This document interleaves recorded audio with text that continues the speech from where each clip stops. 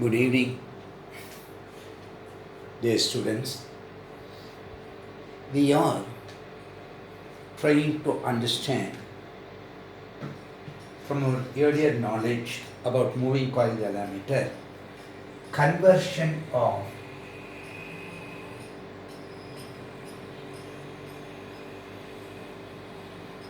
a galvanometer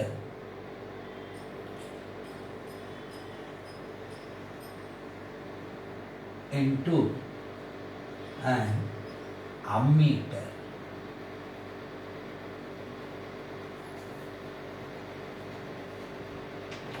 You see, galvanometer is a device which indicates the presence of current,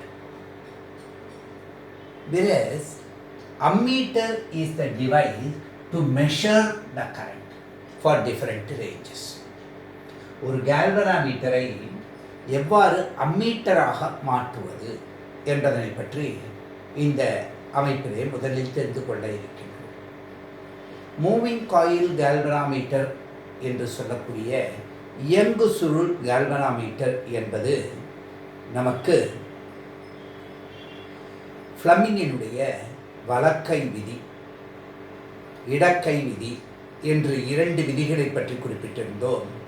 அதில் ஃப்ளமிங்கின் இடக்கை விதி, Fleming's left hand rule, அதுக்கு ஆரம்பத்திலே சொல்லியிருந்த moving coil L அப்படிங்கிறத ஞாபகம் வச்சுக்கிட்டா அந்த லெஃப்ட் ஹேண்ட் ரூல் என்பது பயன்படுகின்றது அப்படிங்கிறது நமக்கு தெரியும். சரி, இந்த மூவிங் காயில் galvanometer என்பது மிக நுணுக்கமான, மிக நுண்ணியத்தன்மை, அக்யூரசி, சென்சிட்டிவிட்டி இது அதிகமாக இருக்கக்கூடியது என்று நாம் பார்த்திருக்கின்றோம். இந்த அமைப்பிலே நாம் தெரிந்து கொள்ள வேண்டியது ஒன்று இருக்கின்றது. அதாவது நமக்கு இந்த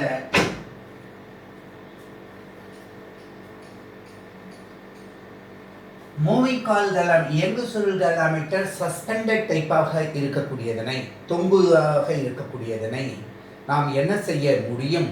ஒரு டேபிள் டாப் பாயிண்டர் டைப்பாக மாற்ற முடியும். அப்போ அந்த galvanometer என்பதை இவ்வாறு குறிப்பிடுகிறோம். பொதுவாக மீட்டர் என்பதை இவ்வாறு வட்டம் போட்டு ஒரு அம்புக்குறி போடக்கூடியதாக இருக்கும். இதில் ஜி என்பதை குறிக்கும் பொழுது இந்த ஜி என்பதே நமக்கு அந்த galvanometer கம்பியினுடைய, அந்த கம்பிச்சுருளினுடைய மின்தடை மதிப்பினை கொடுக்கக்கூடியது என்று எடுத்துக்கொள்கின்றோம். இப்படியாப்பட்ட அமைப்பில் நாம் ஒரு மிக குறைவான மின்தடையினை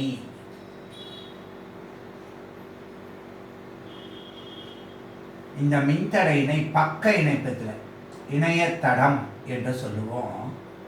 எஸ் என்ற ஒரு மிக குறைவான மதிப்புடைய மின்தடையினை நாம் இவ்வாறு பக்க இணைப்பில் இணைச்சா இந்த மொத்த அமைப்பு நமக்கு என்னவாக செயல்படுகின்றது?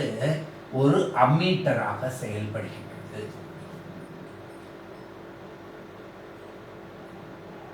எதற்காக சார் பக்க இணைப்பில் இணைக்கிறோம் அப்படின்னு கேட்டால், galvanometer நான் முன்னாடியே சொன்னேன் மிகவும் சென்சிட்டிவ் இன்ஸ்ட்ருமெண்ட் என்று குறிப்பிட்டேன். அப்படி இருக்கக்கூடிய அந்த இன்ஸ்ட்ருமெண்ட் மிகவும் நுண்ணியத்தன்மை கொண்டது. அந்த அமைப்பில் நமக்கு இந்த galvanometer வழியாக செல்லக்கூடிய மின்னோட்ட மதிப்பு, மின்னோட்டத்தை அளக்கும் பொழுது அந்த மின்னோட்டத்தை அளக்கக்கூடிய மதிப்பு நமக்கு எவ்வாறு இருக்க வேண்டும் என்று பார்த்தா இந்த galvanometer-ஐ பாதுகாக்கக்கூடியதாக இருக்க வேண்டும். அப்ப இதற்கு அருகாமையிலேயே இவ்வாறு பக்க இணைய தடம் இருக்கும் பொழுது இந்த பெரும்பான்மையான மின்னோட்டமும் இதன் வழியாகத்தான் இந்த சுற்றுலா செயல போகின்றது. அப்ப இது பாதுகாக்கப்படக்கூடியதாக அமைகின்றது. அது மட்டும் இல்லை, இன்னொன்றையும் நீங்க பார்க்கணும். ஒரு இடத்துல ஒரு பெரிய ஊர்வலம் செல்கின்றது. ஊர்வலத்தில் எத்தனை பேர் இருக்காங்க அப்படின்னு சொன்னா, இப்ப நம்ம சப்போஸிங் இதுதான் அந்த பாதை அப்படின்னு எடுத்துப்போம். அந்த பாதையில நம்ம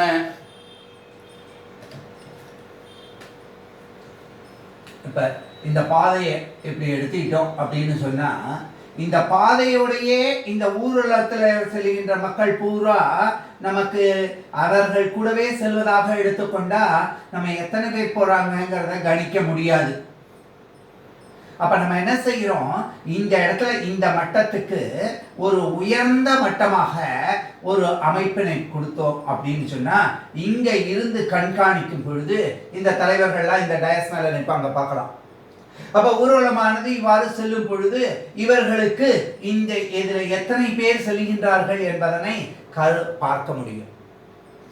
அதுபோல மிக குறைந்த மின்தடையினை நம்ம பக்க இணைப்பில் இணைத்து இது வழியாக மின்னோட்டத்தை செலுத்துறோம். அப்ப இங்க கவனிங்க, இதுல செல்லக்கூடிய மின்னோட்ட மதிப்பு IS, இதுல செல்லக்கூடிய மின்னோட்டத்தின் மதிப்பு IG, மொத்தமா வரக்கூடிய மின்னோட்டம் என்ன I.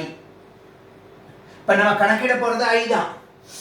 அதை கொண்டுதான் இதுல பல்வேறு நெடுக்கங்களை நம்ம உணர முடியும் அப்படிங்கிறத பார்க்கிறோம்.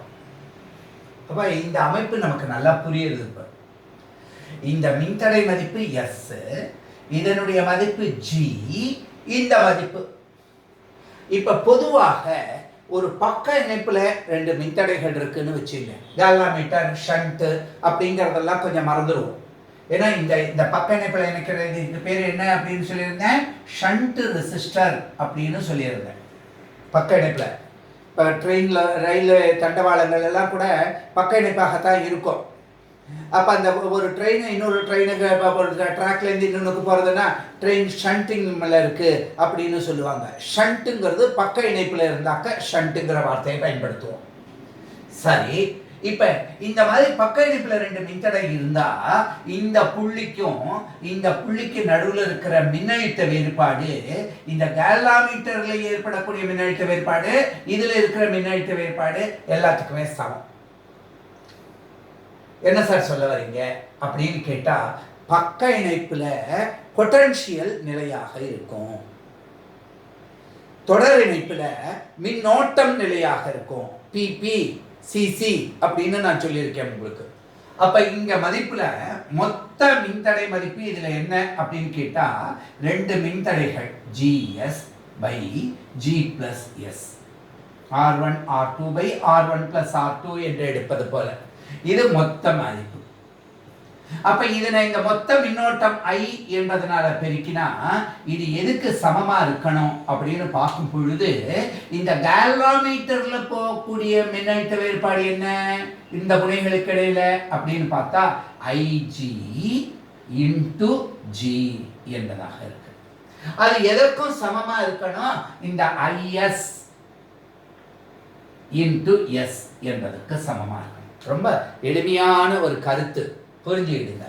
அதாவது இந்த IG என்பது G வழியாக செல்லும் பொழுது இந்த மின்னழுத்த வேறுபாடு IG into G பக்க இணைப்பில் இருக்கிறதுனால அது IS into S என்பதற்கு சமமா இருக்கும். இப்ப நல்லா தெரிஞ்சுக்கலாம், G மதிப்பு ரொம்ப அதிகம், அப்ப IG மதிப்பு என்னவா தான் இருக்கும், குறைவா தான் இருக்கும், கால்வாமீட்டர் பாதுகாக்கப்படும். இப்ப S மதிப்பு ரொம்ப குறைச்சல், அப்ப IS மதிப்பு ரொம்ப ஜாஸ்தியா இருக்கும். பெருக்கற் பலன் ரெண்டுத்துலயும் சமமா இருக்கு. இதுல இருக்கிறதுனால நமக்கு ஷண்ட் வழியா போகக்கூடிய மின்னோட்டம் என்ன, கால்வாமீட்டர் வழியா போகக்கூடிய மின்னோட்டம் என்ன அப்படின்னு பார்க்கணும்னு வச்சுங்களேன். இப்ப இந்த 2 மட்டும் நம்ம எடுத்துக்கொண்டு இந்த IG னுடைய மதிப்பை கண்டுபிடிக்கலாம். இப்ப கால்வாமீட்டர் வழியாக செல்லக்கூடிய மின்னோட்டம் என்ன, அப்ப ஆட்டோமேட்டிக்கா என்ன கிடைக்கிறது, I into, இங்க பாருங்க இந்த GG கேன்சல் ஆயிடுச்சுன்னா, எப்பவுமே உங்களுக்கு ஒன்று சொல்லியிருக்கேன், 2 இணைத்தடத்தில் இருக்கும் பொழுது அடுத்த பகுதியில் செல்லக்கூடிய மின்னோட்டம் என்னன்னா அடுத்த பகுதியில் இருக்கக்கூடிய மின்தடையினால பெருக்கி அந்த அமைப்பை எடுப்போம். அப்ப இந்த 2ஐயும் பார்க்கும்போது என்னன்னு கிடைக்கிறது, I into G கேன்சல் ஆச்சுன்னா S divided by G plus S. சரி சார், இந்த முறையில தான் நம்ம IS மதிப்பு கண்டுபிடிக்கணும்னா வேணுங்கிறது இல்லை. காரணம் என்னன்னா, I மதிப்பு தெரிஞ்சதுன்னா இந்த புள்ளியில நமக்கு என்னன்னு தெரியும், I equal to IG plus IS. இது 2 தானே மொத்தமே இருக்கு. அப்ப எப்ப இந்த மதிப்பு தெரியுதோ IS மதிப்பு அப்படியே கண்டுபிடிக்கலாமே ஷண்ட் வழியா போகக்கூடிய மின்னோட்ட மதிப்பு. ஆக இந்த வாய்ப்பாடை நீங்க நல்லா ஞாபகம் வச்சுக்கிட்டா, ஒரு கால்வாமீட்டர் எவ்வாறு அம்மீட்டராக மாற்றும், how a galvanometer is converted into ammeter. by connecting a very low valued resistance in parallel with the galvanometer. This can be materialized. சரி, அடுத்தது ஒரு வோல்ட்மீட்டரை பார்ப்போம். வோல்ட்மீட்டர் அப்படிங்கிறது என்ன அப்படின்னு கேட்டால், வோல்ட்மீட்டர் என்று சொல்லக்கூடியது மின்னழுத்த வேறுபாட்டை இது பண்ணாது. இங்கே நல்ல கவனிங்க, ஒரு அம்மீட்டருக்கு பார்க்கும் பொழுது நமக்கு அது எந்த மின்சுற்றுலையும் தொடர் இணைப்பில் இருக்கும். ஆனால் அம்மீட்டருக்குள்ள மின்தடை பக்க இணைப்பில் இருக்கும். அதே ஆட்டோமேட்டிக்கா அப்படியே ஆஃபா பார்க்கும் பொழுது வோல்ட்மீட்டருடைய தன்மையை பார்க்கிறோம். Into a voltmeter. வோல்ட்மீட்டர் என்பது என்ன? இது மின்னழுத்த வேறுபாடு. Voltmeter is the device to measure potential difference. சரி சார், அப்ப ஒரு கேல்வானோமீட்டர் இருக்கு, அதனுடைய மின்தடை G என்றால் அது கூட ஒரு மிக உயர்ந்த மின்தடை, வெரி ஹை ரெசிஸ்டன்ஸ். அப்ப இந்த அமைப்பு நமக்கு என்னவாக அமைகின்றது? வோல்ட்மீட்டராக மாறுகின்றது.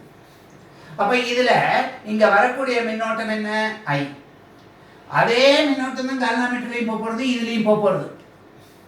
அப்ப இங்க இருக்கக்கூடிய V இனுடைய மதிப்பு என்னவாக இருக்கின்றது?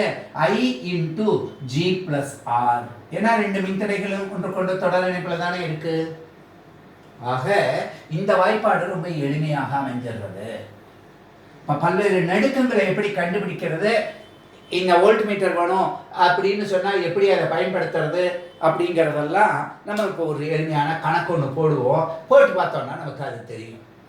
ஆக ஒரு கேல்வானோமீட்டரை அம்மீட்டராக எப்படி மாற்றுவது, வோல்ட்மீட்டராக எப்படி மாற்றுவது அப்படிங்கிறத நம்ம இந்த தன்மையில் புரிஞ்சுக்க முடியும் அப்படின்னு பார்க்குறோம். சரி சார், இதற்கு அடுத்தது இன்னொரு அமைப்பை பார்ப்போம். இந்த கணக்குகள் எப்படி அமைகின்றது, இந்த வோல்ட்மீட்டராமோ அம்மீட்டராமோ மாற்றும் பொழுது வரக்கூடிய ப்ராப்ளம்ஸ் எப்படி இருக்கு அப்படிங்கிறத ஒரு சாம்பிள் ஒன்று இந்த சமயத்தில் பார்ப்போம். அது நம்மளுடைய புரிதல் உணர்வை, அண்டர்ஸ்டாண்டிங் கெப்பாசிட்டியை அதிகரிக்கக்கூடியதாக இருக்கு. அவ என்ன கொடுத்துருக்கா? மில்லி அம்மீட்டர் ரொம்ப எளிமையான பகுதி தான். இந்த பகுதியில் இருக்கக்கூடிய இந்த கேள்வி என்ன கொடுத்துருக்காங்கிறத பார்ப்போம். இப்போ நம்ம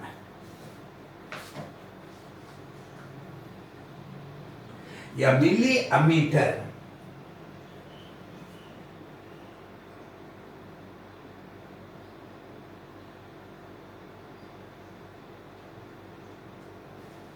has a resistance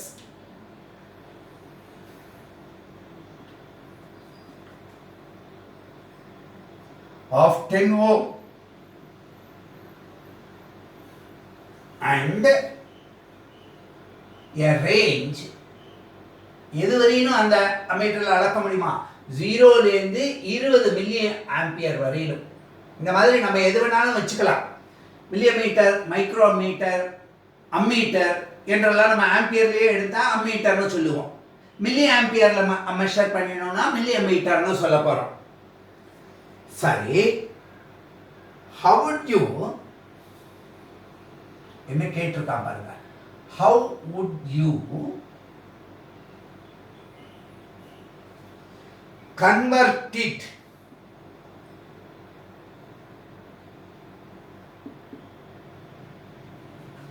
into a voltmeter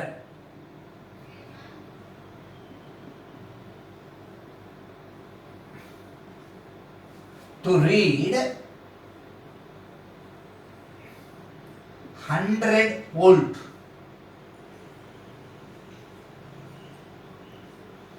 இப்போ நீங்கள் ரொம்ப முக்கியமாக தெரிஞ்சிக்க வேண்டியது என்ன அப்படிங்கிறத பார்க்கணும்.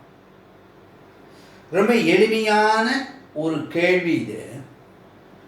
ஆனால் இந்த கேள்வியில் நம்ம புரிஞ்சிக்க வேண்டியது என்ன?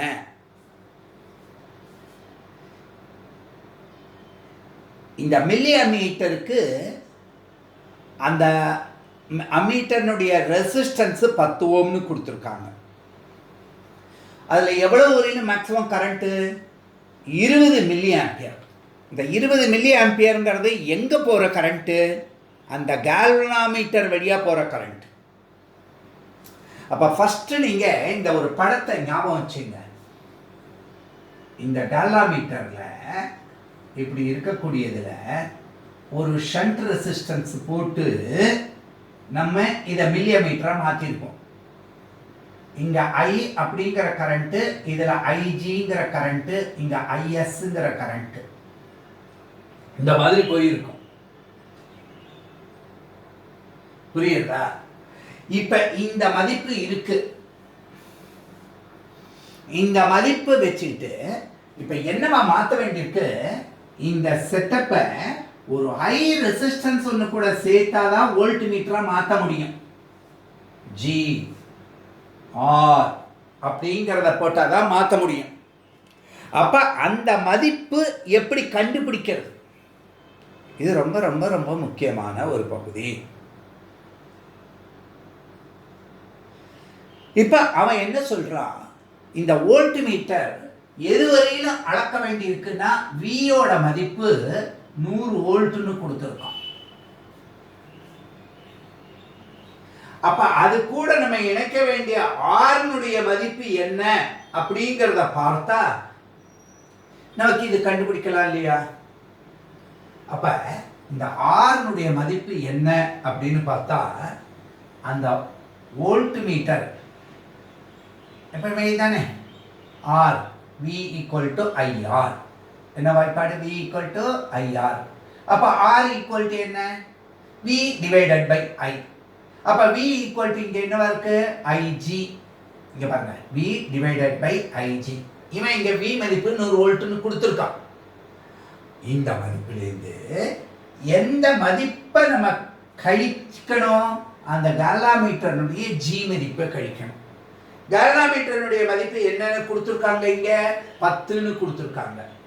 அப்ப இத சாதாரணமா நல்லா கவனிச்சு பாருங்க. 100 வோல்ட் டிவைடட் பை ஐஜி மதிப்பு மேக்ஸிமம் என்ன வேல்யூ? 20 milli ampere. அதை ஆம்பியர்ல மாத்தினா 20 × 10⁻³ கிடைக்கும்.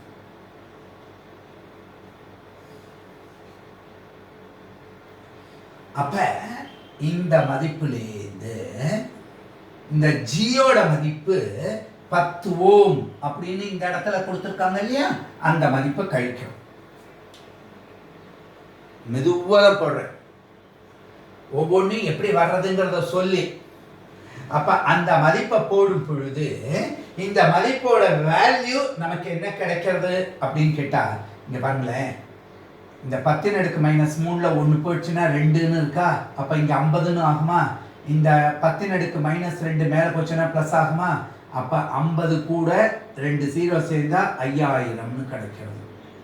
-10. அப்ப இந்த மதிப்பு என்னன்னு கிடைக்கிறது? 4900. இது என்ன மதிப்பு? ஆர் மதிப்பு. இந்த ஆர் மதிப்பை இப்ப நம்ம கண்டுபிடிப்போம். இந்த ஜி மதிப்பு தான் அவன் 10 ஓம்னு கொடுத்துருந்தான். அப்ப 4900 ஓம் மின் தடையின நம்ம இந்த இந்த அமைப்பு கூட தொடர் இணைப்பில் இணைச்சிருந்தா இது என்னவா மாறி இருக்கும்? இது 100 வோல்ட் வரையில அளக்கக்கூடிய வோல்ட் மீட்டராக மாறும். அப்ப பாருங்க எவ்வளவு எளிமையான ஒரு கணக்கு. இந்த கணக்கை நல்லா புரிஞ்சுக்கணும். நீங்க எவ்வளவுக்கு எவ்வளவு நம்ம கணக்குகள் போடுறோமோ அவ்வளவுக்கு அவ்வளவு கான்செப்ட் புரியும். கணக்கு அப்படின்னு அதை ஒதுக்கக்கூடாது.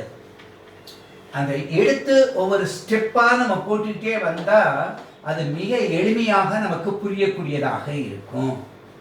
இதுதான் தொடக்கத்துல நம்ம பார்க்கக்கூடியது. சரி, இதுக்கு அடுத்தது என்ன அப்படின்னு பார்க்கிறோம். இதே ஒரு அம்மீட்டரை மாத்துறதுக்கு எப்படி, அதுக்கு கணக்கு ஒன்று போட்டு பார்க்கலாமே. என்ன கேள்வி கொடுக்காங்க? A galvanometer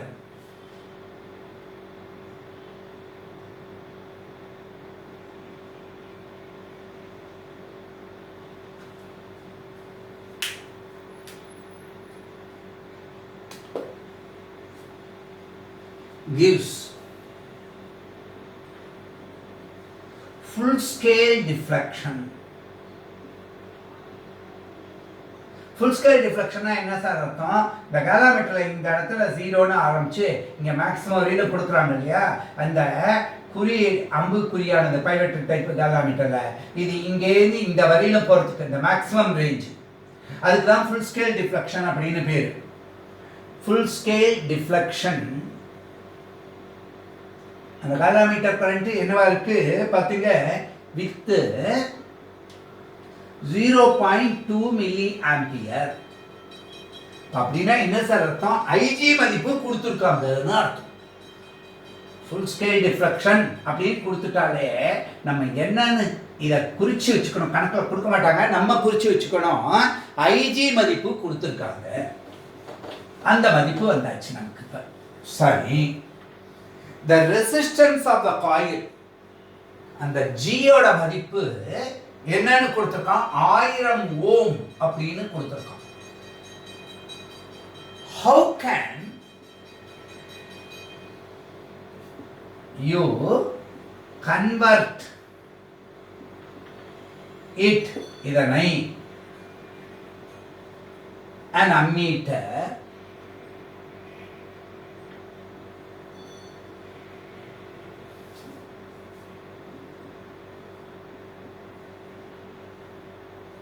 to read up to 20. அந்த அம்மீட்டர் எவ்வளவு தூரம் வரையில் இருக்குமா? 20 ஆம்பியர்ஸுக்கு போறதுக்கு என்ன பண்ண முடியும்? இப்ப நீங்களே சொல்லுங்க பார்ப்போம், என்ன செய்வோம்? டு கன்வெர்ட் என்ன செய்யணும்? ஒரு காலோமீட்டர் கொடுத்துருக்கிறது கூட அம்மீட்டரா மாத்தணும்னா இது கூட பக்க இணைப்புல ஒரு மின்தடை போடணும். இதுக்கு என்னன்னு பேர் சொன்னேன்? ஷண்ட் அப்படின்னு பேர் சொன்னேன். இது என்ன? காலோமீட்டர். இங்க இருக்கிற மின்னோட்டம் எல்லாம் என்ன? ஐ. இந்த மதிப்பு என்ன? ஐஜி. இந்த மதிப்பு என்னவா இருக்கும்? ஐஎஸ். இப்ப நீங்க என்ன கண்டுபிடிக்கணும்? இந்த ஷண்ட் ரெசிஸ்டன்ஸ் எஸ்னுடைய மதிப்பு என்னன்னு கண்டுபிடிச்சு நம்ம எழுத வேண்டியது, இந்த காலோமீட்டர் கூட இது கூட பக்க இணைப்பில் இருந்தா when you connect the shunt resistor parallel to the given galvanometer it will read up to 20 ampere அப்படின்னு எழுத முடியும். அப்ப என்ன சார் நமக்கு வாய்ப்பாடெல்லாம் இருக்கு. ஏற்கனவே சொன்ன வாய்ப்பாடு என்ன? I into GS by G plus S equal to IG into G equal to IS into S. இதானே அடிப்படை வாய்ப்பாடு. அடுத்து உங்களுக்கு ஒன்று சொன்னேன், IS என்பது I minus IG. இந்த மொத்தத்திலிருந்து ஐஜியை கழிச்சுட்டா அதுதானே IS என்பது. இதுதான் எந்த ஒரு கணக்காக இருந்தாலும் எப்படியா இருந்தாலும் அம்மீட்டரை மாற்றுறதுக்கு இதுதான் நம்ம பயன்படுத்த போகிறோம். இப்போ பாருங்க, இந்த ஐஎஸ்ங்கிற இடத்துல I மைனஸ் ஐஜின்னு எடுத்துப்போம். இதுதானே மொத்த வாய்ப்பாடு. இதுல இதுதானே நம்ம பார்க்க வேண்டியிருக்கு. ஐஜி மதிப்பு கொடுத்துருக்கான், ஐ மதிப்பு கொடுத்துருக்கான். அப்ப இந்த மதிப்புகளை எல்லாம் வச்சு கண்டுபிடிக்க முடியுமா இல்லையா? இப்ப என்னென்னலாம் கொடுத்துருக்கான் எழுதுங்க பார்ப்போம். G ஈக்குவல் டு 1000 ஓம். சரி, ஐஜி என்பதனுடைய மதிப்பு என்ன கொடுத்துருக்கான்? 0.2 மில்லி ஆம்பியர்னு கொடுத்துருக்கான். அப்ப 0.2 மில்லி ஆம்பியர் அப்படின்னா 0.2 இன்டு 10⁻³ போடலாம் மில்லி ஆம்பியர்ல இருக்கிறத. இதை மறுபடியும் இந்த மைனஸையும் சேர்த்து எடுத்திருந்தா 2 இன்டு 10⁻⁴ ஆம்பியர் அப்படின்னு எழுதிக்கலாம். இருக்கட்டும், உங்களுக்கு ஐ மதிப்பு என்ன வேண்டி இருக்கு? 20 ஆம்பியர் வரையிலும் வேண்டி இருக்கு. ரொம்ப நல்லது. அப்ப ஆட்டோமேட்டிக்கா நம்ம என்ன எழுதலாம் அப்படின்னு கவனிச்சு பாருங்க. இந்த மதிப்புல எஸ், இந்த ஐஎஸ் என்பதுக்கு இதை பயன்படுத்தினான். அந்த வாய்ப்பாடு தனியாக எழுதி காமிக்கிறேன். அப்படி எழுதினாலே எழுதலாம் இல்லையா? minus IG I minus IG into S equal to IG into G. இதுவும் தெரியும், இதுவும் தெரியும், இதுவும் தெரியும், இதுவும் தெரியும், தானே கண்டுபிடிக்கணும். அப்ப S equal to என்னன்னு எழுதலாம் நம்ம? IG G by I minus IG. இதுக்கு சப்ஸ்டிடியூட் பண்ணா therefore S equal to. எளிமையானது தான். ஆனால் இந்த மாதிரியான எளிமையான கணக்குகள் தான் அடிக்கடி காம்படிட்டிவ் எக்ஸாமினேஷன்ஸ்ல எல்லாம் நீட் போன்ற தேர்வுகள்லையும் கேட்குறாங்க. நீங்கள் இதெல்லாம் தான் தெளிவாக இருக்கணும். இதெல்லாம் அப்ளிகேஷன் ஓரியன்ட் ப்ராப்ளம்ஸ்னு பேர். 1000 மைனஸ் என்னென்னு எழுதுவோம்? இதைத்தான் எழுதி வச்சுக்கோமே, 2 இன்ட்டு 10 மைனஸ் 4 டிவைடட் பை. ரொம்ப பொறுமையா இந்த ஐ மதிப்பு என்னவா இருக்கு அப்படின்னு பார்க்குறோம். 20 மைனஸ் இது என்ன 2 அடுக்கு 10 என்ன மைனஸ் 4 அப்படின்னு பார்க்குறோம். அப்போ இந்த மதிப்பு நமக்கு என்ன வேல்யூ கிடைக்கிறது? 0.01 ஓம் அப்படின்னு கிடைக்கும். இப்போ நல்லா கவனிச்சு பாருங்க, நம்ம எழுத வேண்டியது என்ன? 0.01 ஓம் இந்த கால்வாமீட்டர் கூட பக்க இணைப்பில் இணைக்கப்பட்டதா when the resistance of this value 0.01 ohm is connected in parallel to this galvanometer, then this will be useful as an ammeter to read up to 20 ampere. இந்த கணக்கை போட்டோம்னா 2 விஷயங்கள் நமக்கு இப்போ நல்ல கான்ஸ்டண்ட்டாக தெரிஞ்சது. ஒன்று, அதாவது பக்க இணைப்பு தொடர் இணைப்பு அப்படிங்கிறதுனால என்ன அமைப்பு ஏற்படுகின்றதுங்கிறதும் தெரிஞ்சது. அடுத்தது, ஒரு வோல்ட் மீட்டர் அப்படிங்கும்போது very high resistance connected in series. ஒரு அம்மீட்டரா மாற்றணும்னா very low resistance connected in parallel அப்படிங்கிறத பற்றி பார்த்தோம். ஃபுல் ஸ்கேல் டிஃப்ளெக்ஷன் என்றால் என்ன அப்படிங்கிறத பற்றியும் பார்த்தோம். ஆக இந்த 2 அமைப்புகளும் ரொம்ப ரொம்ப எளிமையானது. சுருக்கமாக மல்டிமீட்டர் அப்படின்னு ஒன்று படிக்கிறோம் இல்லையா, அந்த அமைப்பு, அந்த சர்க்யூட் எப்படி அமைகிறதுங்கிறத நம்ம இப்போ பாடத்தில் பார்ப்போம். ஒரே இன்ஸ்ட்ருமெண்ட், ஏன்னா அப்ளிகேஷன் படிக்கிறதுனால அந்த இன்ஸ்ட்ருமெண்ட்டை பற்றி தெரிஞ்சுக்கிறது ஈஸியாக இருக்குது. அதாவது ஏசி மற்றும் டிசியில் மின்னழுத்த வேறுபாடு, மின்னோட்டம், மின்தடை இவைகளை எல்லாம் நம்ம எவ்வாறு அளப்பது அப்படிங்கிறதுக்கு ஒரு கருவியே பயன்படுத்தினா போதும். அந்த கருவியை தான் மல்டி விட்டமின் டானிக்லாம் சொல்றோம் இல்லையா. மல்டிங்கிற வார்த்தை பல வகையினும் சேர்ந்தது, பன்முகமும் சேர்ந்தது. இந்த மல்டி பர்பஸ் காம்ப்ளெக்ஸ், பன்மாடி குடில் அப்படின்னு சொல்றான். அப்ப மல்டிங்கிறது அந்த வார்த்தை. இப்ப இந்த படத்தை மட்டும் தெளிவா பார்ப்போம். நம்ம ஒரு மல்டிமீட்டர் எப்படி அமைகின்றது?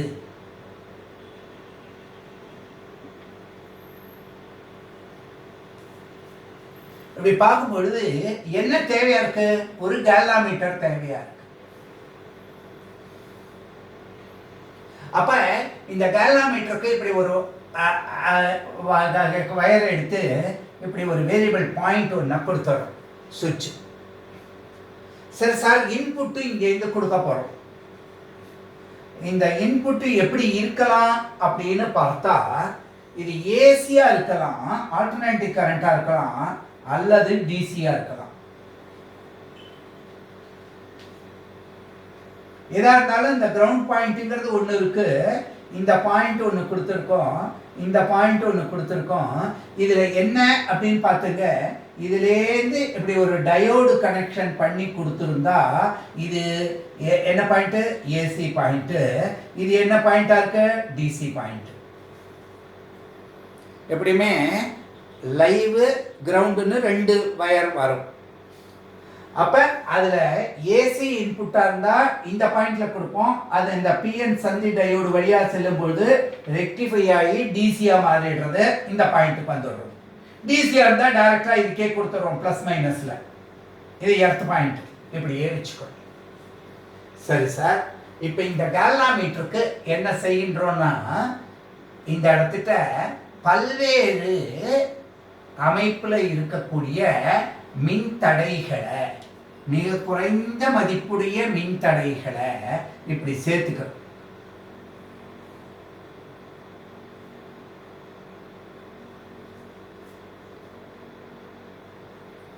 புரியுதா? இந்த கால்வாமீட்டரினுடைய இந்த பகுதியானது இந்த இடத்துட்ட வந்து சேர்க்கின்றது. நல்லா கவனிக்கணும். எப்படி பிரித்து போட்டோம்? கால்வாமீட்டர், அதனுடைய மின்தடை, இதெல்லாம் என்ன? பக்க இணையமாக shunt resistance S1, S2, S3, S4 இந்த மதிப்புகளுக்கு தகுந்தாப்புல அந்த நெடுக்கங்களில் மைக்ரோமீட்டராவோ மில்லியமீட்டராவோ 1லேருந்து 3 வரையில் இருக்கிற மீட்டராவோ 1லேருந்து 100 வரையில் இருக்கிற மீட்டராவோ எப்படி வேணாலும் செலவிடலாம். தகுந்த சுவிட்ச் அரேஞ்ச்மெண்ட் தான் இங்கே. இந்த இடத்துல இருக்கக்கூடிய இந்த ரெகுலேட்டர் சுவிட்ச் இருக்கே, இந்த சுவிட்சு இது கூட சேர்ந்ததுன்னா, இப்படி சேர்ந்திருந்ததுன்னா இந்த கால்வாமீட்டர் கூட இந்த S1 பக்க இணைப்புல இருக்கு. இதை இப்படி திருப்பி இது கூட சேர்த்திருந்தோம்னா, ஃபேன்ல எல்லாம் ரெகுலேட்டர் சுவிட்ச் பார்த்துருக்கீங்க இல்லையா? ரியோஸ்டட் அமைப்புல எல்லாம் கூட நம்ம பாக்ஸ் சிஸ்டம் பாக்ஸில் பார்ப்போம். அது மாதிரி இதை இப்படி திருப்பினா இங்கேருந்து இது கூட இணைக்கப்படும் பொழுது, அல்லது அந்த வயர் சாக்கெட் இருக்கும், அந்த பின்னில் நம்ம சொருக முடியும். அப்போ இது கூட எடுத்தா இதெல்லாம் இணையில, இந்த S2 மட்டும் இது கூட இருக்கு. அப்போ அந்த நடுக்கத்தில் அது அம்மீட்டராக செயல்படும். அப்போ இந்த முறையில் பல்வேறு வகையான, இது பூரா என்ன பிரிவாக இருக்கு? அம்மீட்டர் பிரிவாக இருக்கு. சரி சார், இதுக்கப்புறம் எப்படி சார் இருக்கு அப்படின்னு பார்த்தா, இந்த இடத்திட்ட இப்படி ஒரு மின்தடை, உயர் மின்தடை, அடுத்த ஒரு மின்தடை, அடுத்த ஒரு மின்தடை, அடுத்த ஒரு மின்தடை, இப்படி எல்லாம் எடுத்து இதை கொண்டு வந்து இவ்வாறு இது கூட சேர்க்கலாம். அப்ப R1, R2, R3, R4. சரி சார், இதனுடைய இணைப்பு புள்ளிகள்லேருந்து இங்க இந்த அமைப்புகள் வந்திருக்கு. சப்போசிங் இந்த இந்த சாவியை, தொடு சாவியை இது கூட சேர்க்கிறோம்னு வச்சுப்போம். இது கூட இணைப்பு இல்லை, இது கூட இணைப்பு இருக்கு. இந்த கால்வாமீட்டருடைய முனையானது இவ்வாறு சேர்ந்திருக்கு. இப்ப இந்த கால்வாமீட்டர் கூட இந்த R1ங்கிற உயர் மின்தடை மட்டும் தொடர் இணைப்புல இருக்கு. அப்ப அந்த நெடுக்கத்துல அது வோல்ட் மீட்டராக செயல்படும். சரி சார், இப்ப இது கூட சேர்த்திருந்தா என்ன ஆயிருந்திருக்கும்? இதெல்லாம் செயல்படல. இந்த R2, R1 இந்த ரெண்டும் தொடர் இணைப்புல இருக்கு. R1 + R2 இந்த அதை காட்டிலும் உயர்ந்த மின்தடையில அந்த நெடுக்கத்துல வோல்ட் மீட்டரா சேர்ந்திருக்கும். இப்ப இதை எடுத்து இது கூட கொடுத்திருந்தா என்ன இருக்கும்? R4 + R3 + R2 + R1 அந்த உயர்ந்த மின்தடையினுடைய நெடுக்கத்துக்கு தகுந்தாப்புல வோல்ட் மீட்டராக செயல்பட்டிருக்கும். அப்ப இது அம்மீட்டர் செக்ஷனா இருக்கு, இது என்னவா இருக்கு? வோல்ட் மீட்டர் செக்ஷனா இருக்கு. சரி சார், இதையே ஒரு ஓம் மீட்டராக, அதாவது மின்தடையை டைரக்டா அளக்கக்கூடியதாக இருக்கணும் அப்படின்னு சொன்னா இவ்வாறு இது இணைச்சிருக்கலாம்.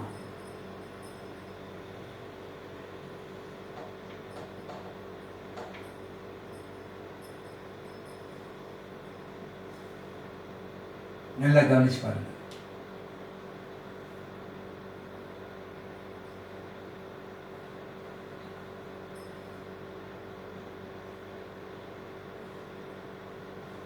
இது E1.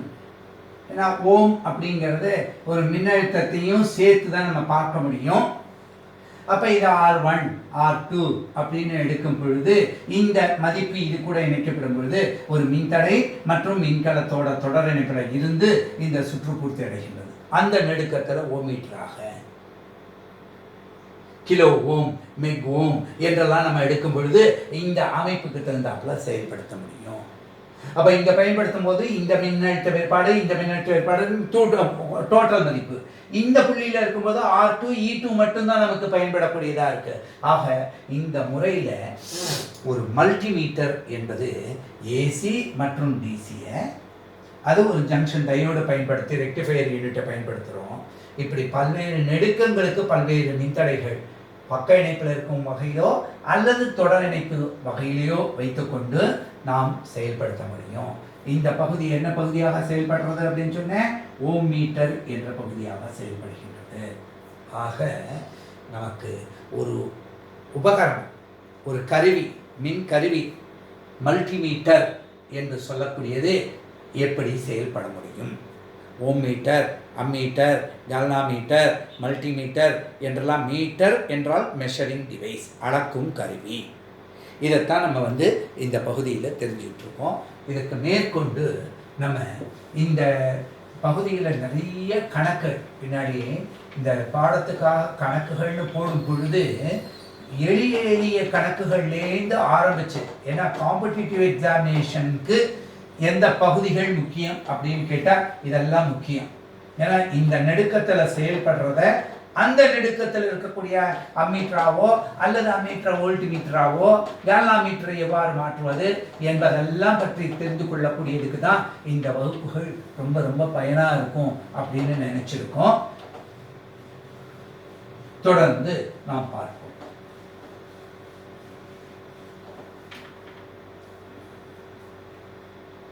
இயற்பியல் என்ற பாடத்திட்டத்தில் நம்ம தெரிந்து கொள்ளக்கூடிய அமைப்புகளை பார்க்கும் பொழுது ஒவ்வொரு பாடமும் மிக தனித்தனியாக எடுத்து பார்த்தா ரொம்ப ஏன்னா இவ்வளோதானா, இந்த விஷயத்துக்கு தான் நம்ம இதுக்கு கவலைப்பட்டோமா அப்படிங்கிறாப்புல இருக்கும்.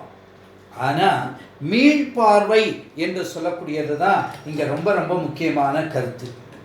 எந்த பாடத்திட்டத்தை படித்தாலும் அந்த பாடத்திட்டத்தை ஒரு தடவை எழுதி பார்க்கணும். அந்த கணக்குகள் இன்னைக்கு எடுத்துக்கொண்டது மிக சுலபமான ஒரு அமைப்பு தான். என்ன அமைப்பு? ஒரு கேல்வாமீட்டரை எவ்வாறு அம்மீட்டராவோ வோல்ட்மீட்டராவோ மாற்றுவதுங்கிறது தான். ஆனால் அதை மாற்றுவதற்கு என்னென்ன தன்மைகளை பயன்படுத்தினோம் அப்படிங்கிறத கவனிச்சிங்கன்னா ரொம்ப சுலபமாக இந்த கணக்குகள் புரியும். நன்றி.